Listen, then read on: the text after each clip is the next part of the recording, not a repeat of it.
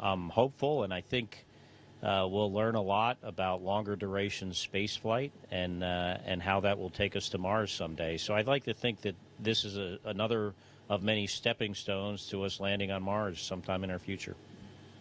It's the space station here is a magical place. It's an incredible science facility we have. It's a privilege to fly here, and it's something that I hope more people will have the opportunity to do in the future. And I think we will. It's just a matter of time. It's somewhat of a harsh environment. You never, even after I've been here nearly a year, you don't feel perfectly normal.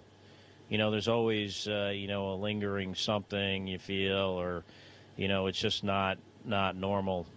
Having said that, it's not necessarily uncomfortable, but it is a harsh environment. For instance, having no running water. It's kind of like I've been in the woods camping for a year. I've spent in the CQ I'm looking at, the crew quarters here, probably almost half the time I've been here between sleeping and working on the computer, I've spent in basically a box the size of a phone booth. But I think the hardest part is being isolated, in a physical sense from people on the ground that are important to you.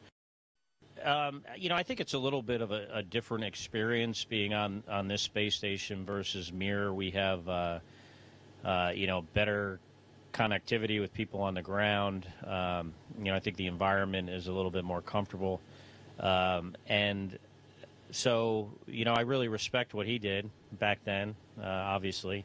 And, I could go another 100 days. I could go another year if I had to. It would just depend on what I was doing and if it made sense, although I do look forward to getting home here next week.